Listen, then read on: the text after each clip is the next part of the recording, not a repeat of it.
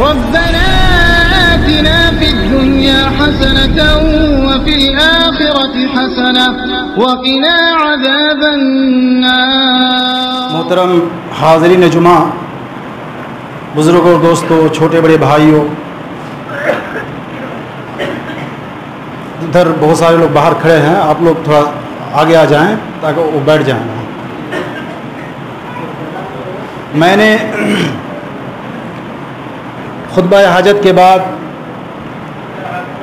قرآن مجید کی ایک چھوٹی سی سورت کی تلاوت کی ہے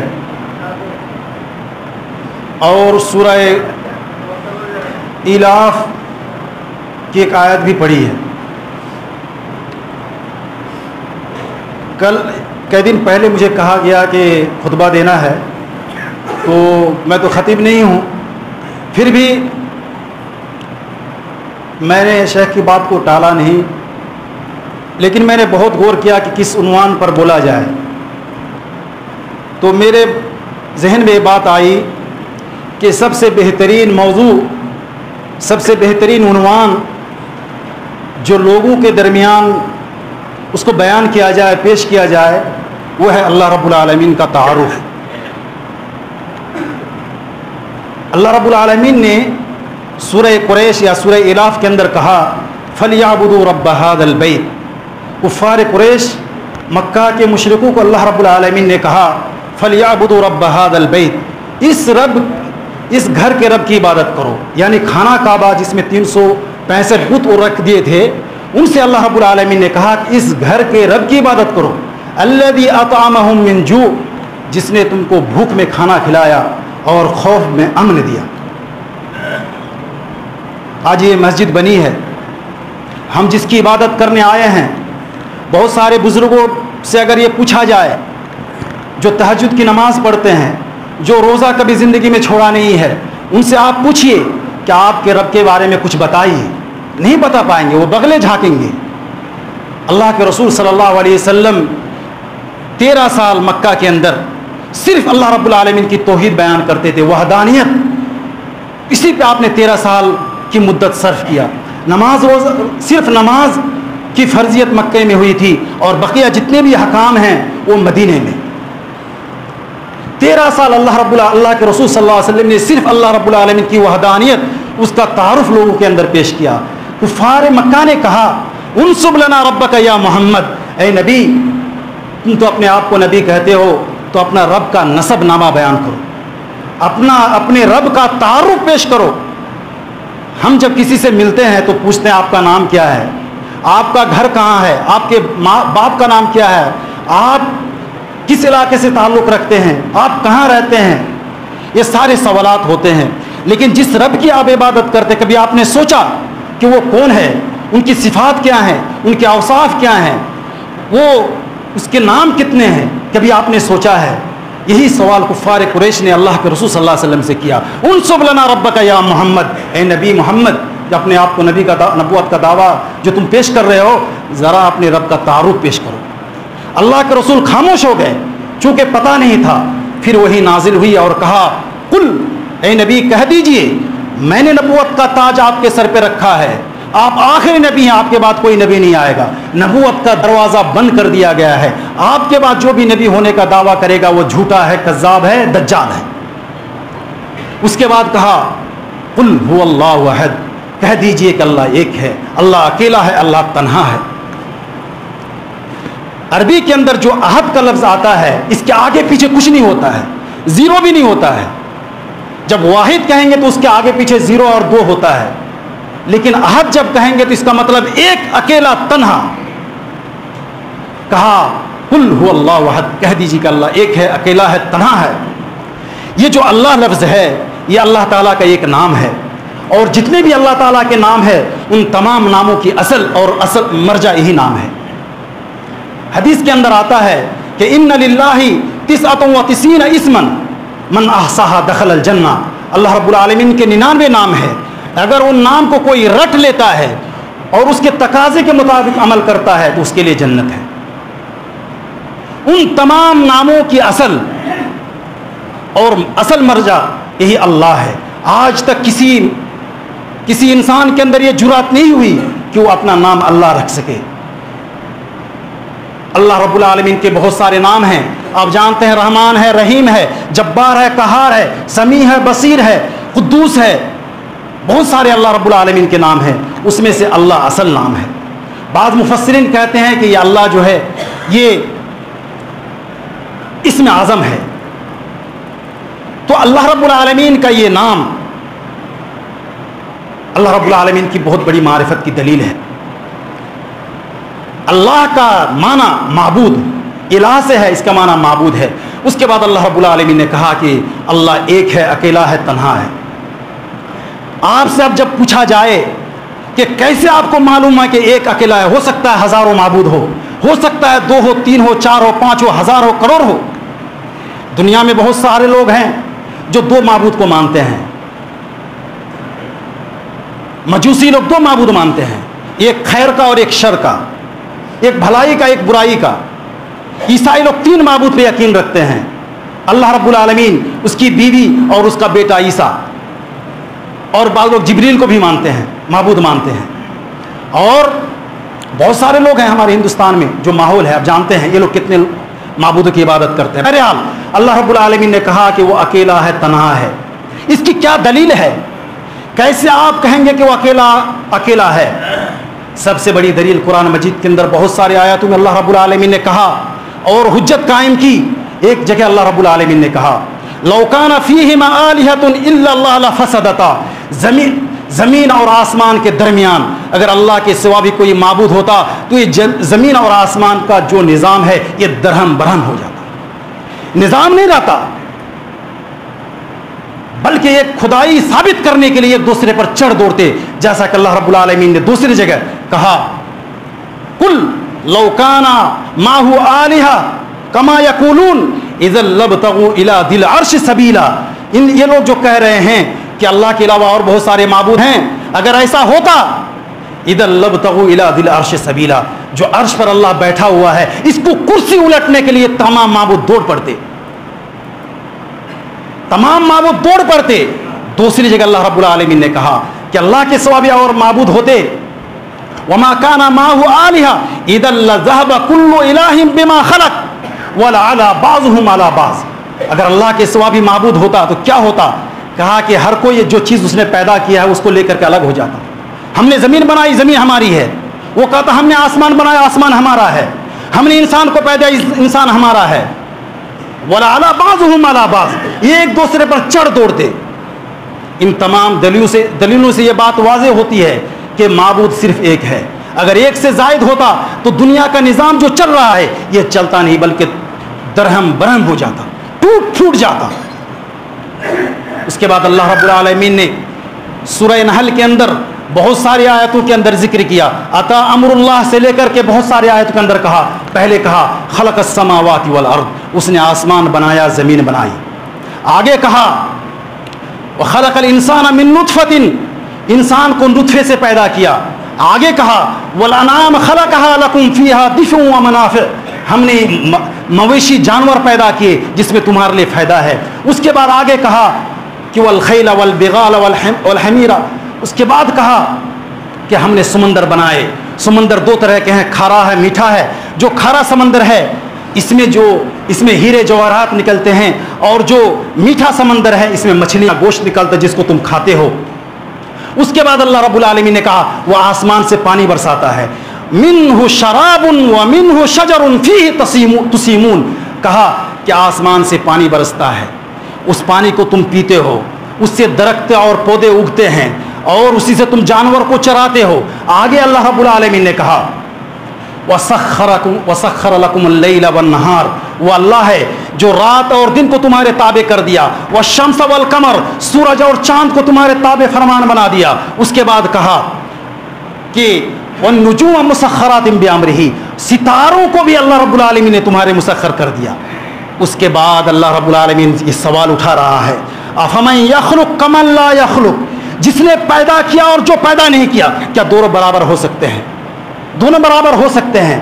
اللہ افلا تذکرون، تم نصیحت کیوں نہیں حاصل کرتے؟ دنیا میں بہت سارے لوگ بہت ساری چیزوں کی عبادت کرتے ہیں. کبھی غور سے دیکھو کیا اس نے کس چیز کو پیدا کیا ہے.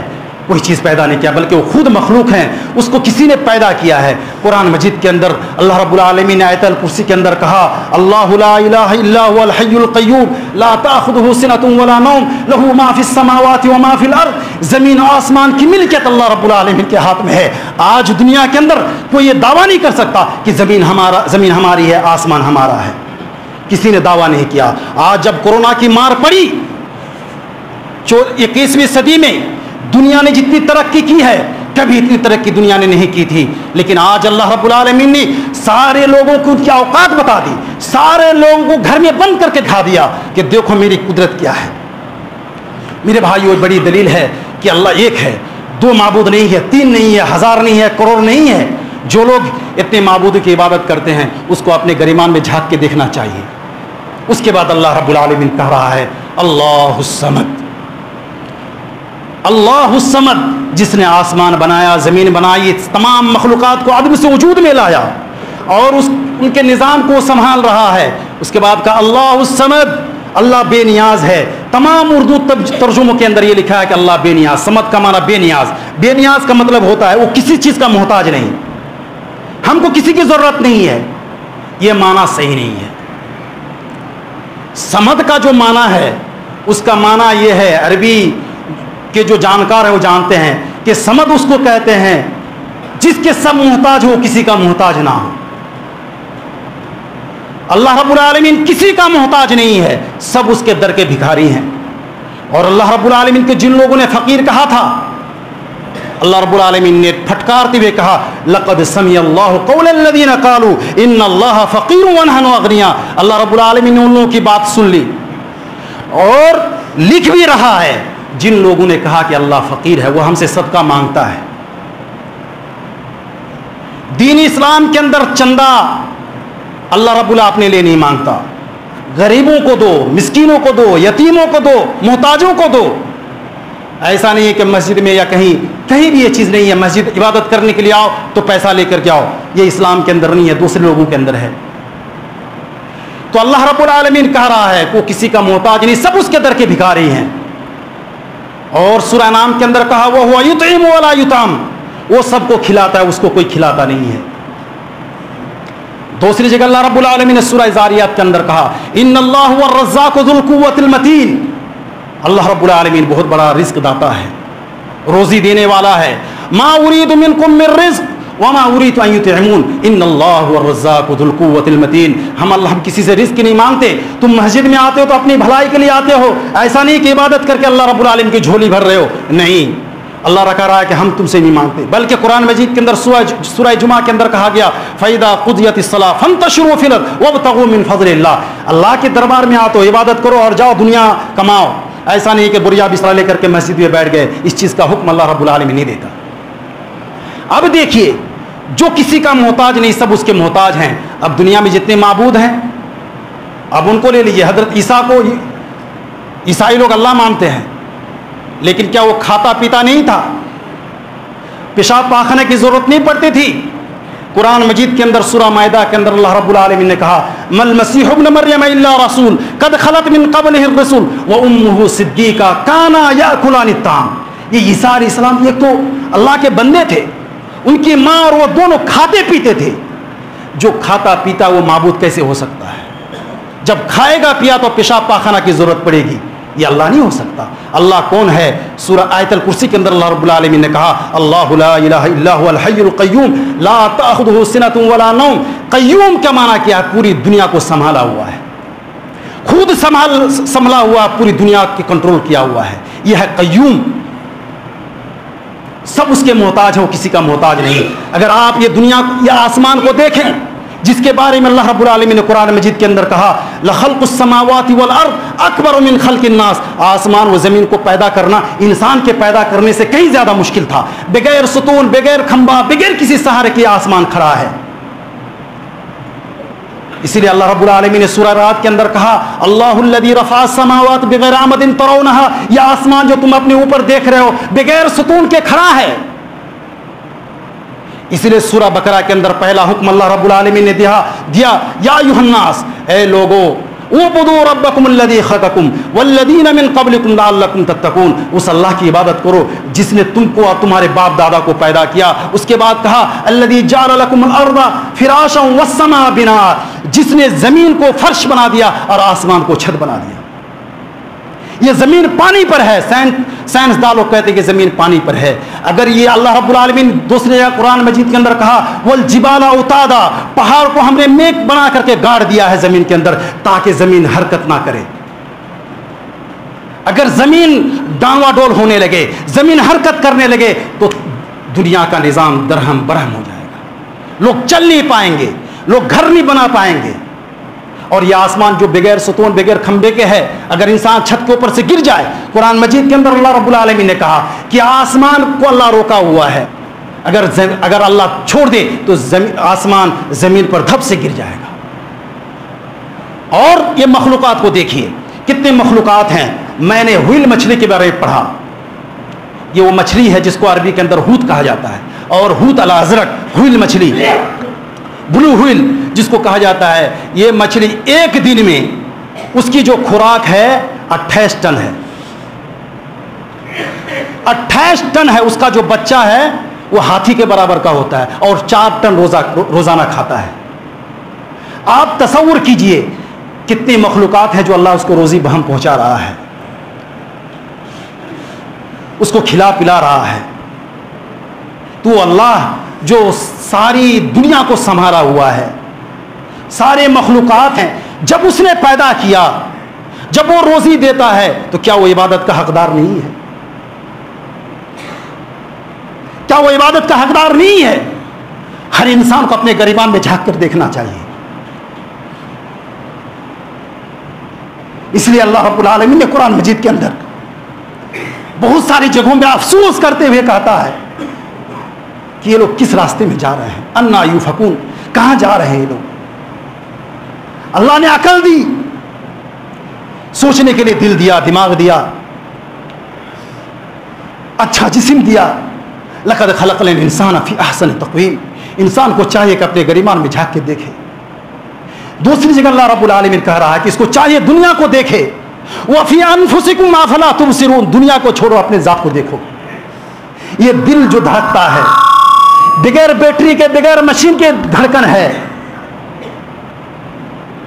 سانس رک جائے تو انسان کی اوقات کیا ہے.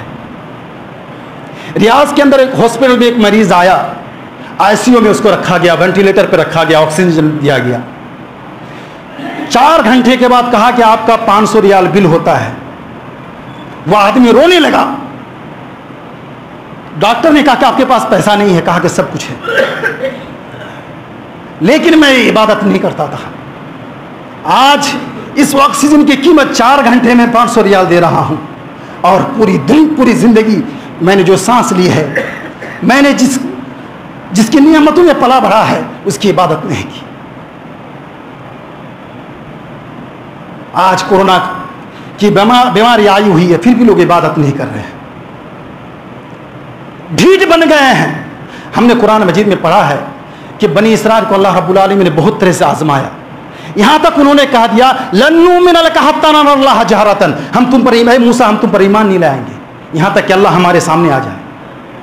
قرآن مجید میں یہ بھی ہے کہ وَنَتَقْنَا الْجَبَلَ فَوْقَهُمْ كَأَنَّهُ ظُلَّةٌ, اللہ نے پہاڑ جو ہے طور پہاڑ کو اٹھا لیا کہ ایمان لاتے ہو کہ گرائیں, پھر بھی ایسے دیکھ رہے تھے, ایمان نہیں لا رہے تھے. آج یہ مصائب, یہ خوف, یہ دہشت ہندوستان کے اندر, یہ عذاب, سب کچھ دیکھنے کے باوجود ہم مسلمان سدھرتے نہیں ہیں. ہم کس چیز کا انتظار کر رہے ہیں؟ کیا ہم بنی اسرائیل کی طرح یہ سوچتے ہیں کہ اللہ اتر کے آئے گا؟ جس دن اللہ اتر کے آئے گا وہ دنیا نہیں رہے گی, قیامت قائم ہو جائے گا. وَجَاءَ رَبُّكَ وَالْمَلَكُ صَفًّا صَفًّا, اس دن اللہ رب العالمین آئے گا اور فرشتے سب بن کے کھڑے ہوں گے, عدالت قائم ہو جائے گی. اس دن حق اور باطل کا انصاف ہو جائے گا. اس دن توبہ کرنے کا موقع کسی کو نہیں ملے گا. میرے بھائیو, آگے اللہ رب العالمین کہہ رہا ہے اللہ الصمد. تو صمد کا معنی آپ نے سمجھ لیا, وہ کسی کا محتاج نہیں, سب اس کے در کے بھکاری ہیں. وہ چاہے جتنا بڑا ہو جائے, نبی ہو جائے, پیر ہو جائے, ولی ہو جائے, مرشد ہو جائے, عالم ہو جائے, مولانا ہو جائے, عابد ہو جائے, زاہد ہو جائے, جس مرتبہ اور مقام بھی پہنچ جائے وہ بندہ ہے, غلام ہے. اس لیے اللہ کے رسول صلی اللہ علیہ وسلم کے بارے میں جو ہم کہتے ہیں انہو عبد اللہ و رسولہ، وہ اللہ کے بندے، بندہ کا مطلب یعنی غلام، نوکر، وہ رسول، وہ اللہ کے رسول ہیں۔ عیسیٰ علیہ السلام کے بارے میں کہا گیا کہ وہ اللہ کے بندے تھے اور اللہ کے رسول تھے۔ آگے اللہ رب العالمین کہہ رہا ہے اللہ الصمد لم یلد ولم یولد۔ ابھی آپ کے ذہن میں یہ بات آتی ہے کہ وہ اللہ ہے کون؟ کیا ان کے بیوی بچے ہیں؟ کیا ان کے ماں باپ ہیں؟ کیا ان کے خاندان ہیں؟ اللہ رب العالمین کہہ رہا لم یلد ولم یولد، نہ تو وہ اس کے بچے ہیں، لم یلد یعنی وہ جنا نہیں ہے، ان کی اولاد نہیں ہے، ولم یولد اور نہ وہ کسی کا باپ ہے، بیٹا ہے۔ لم یلد کے اندر اللہ رب العالمین نے کہا کہ بچے کے محتاج کون ہوتے ہیں؟ جن کو یہ ڈر رہتا ہے کہ ہم مر جائیں گے تو ہم جو چھوڑ کے جائیں گے ترکہ، اس کا وارث کون ہوگا؟ ہم بڑھاپے میں پہنچ جائیں گے تو ہم کو سہارا کون دے گا؟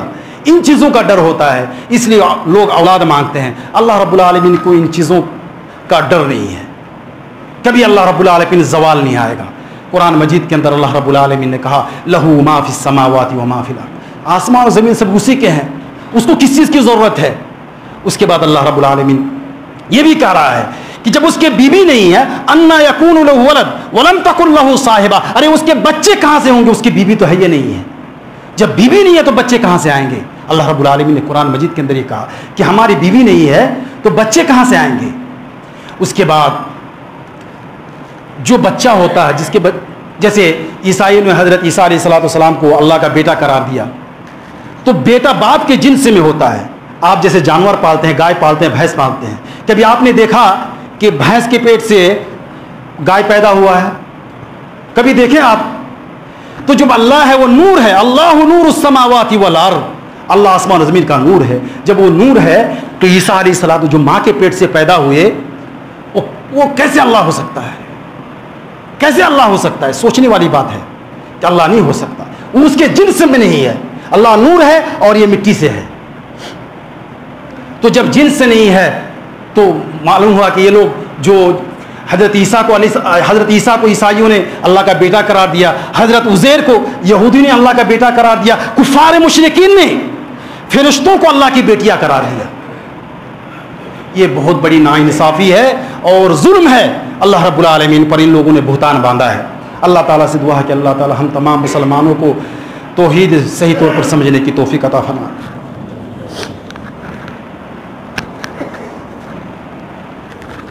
الحمدللہ رب العالمین والصلاة والسلام علی نبی محمد وعلی آلہ وصحبہ اجمعین۔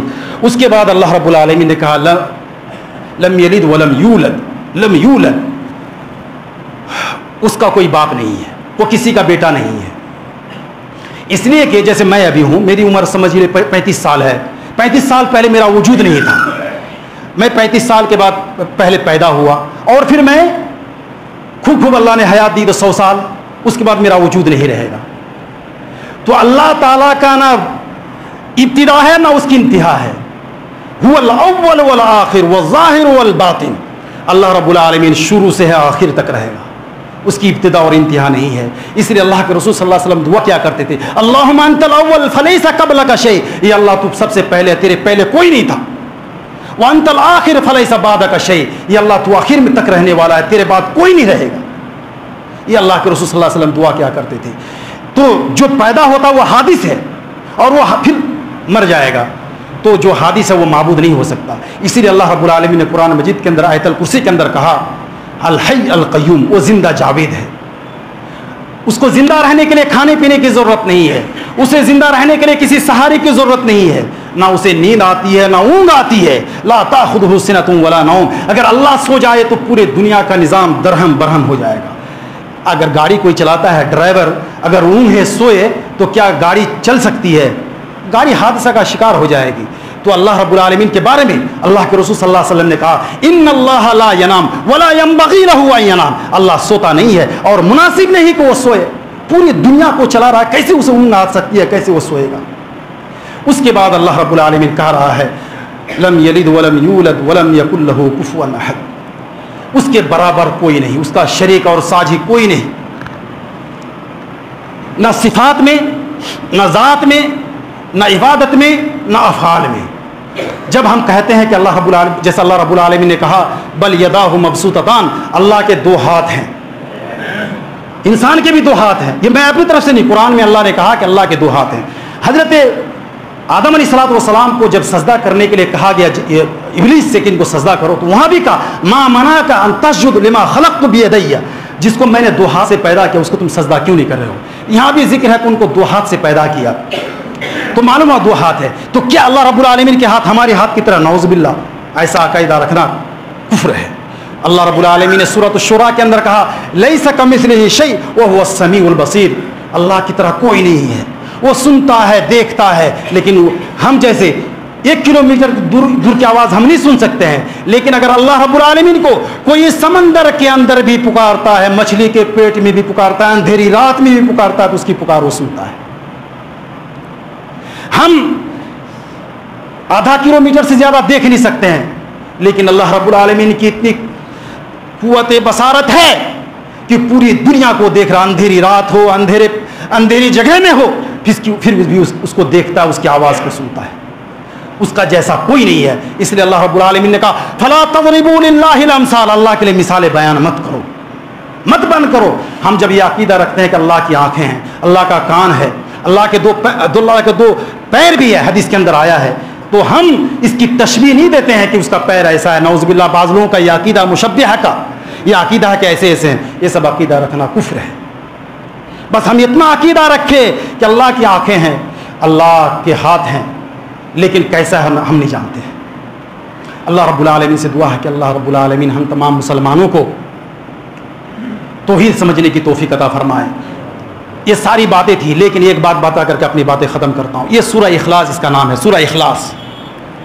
اس کو قرآن کا ربع کہا گیا ہے، ثلث کہا گیا ہے، یعنی 1/3 قرآن کا 33% حصہ۔ اتنی فضیلت کیوں ہے؟ سورہ بقرہ کو یہ فضیلت میں حاصل نہیں ہے، 250 سے زیادہ آیتیں ہیں اس کے اندر، اس میں صرف 4 یا 5 آیت ہیں۔ کیوں اتنی فضیلت ہے؟ اس کی فضیلت اتنی اس لیے ہے کہ اس میں اللہ رب العالمین کی صفات کا ذکر ہے، اللہ رب العالمین نے اپنا تعارف پیش کیا ہے۔ اس لیے آتا ہے حدیث کے اندر کہ ایک صحابی کو اللہ کے رسول نے جنگ میں بھیجا، وہ ہر نماز میں اس سورت کی تلاوت کرتا تھا۔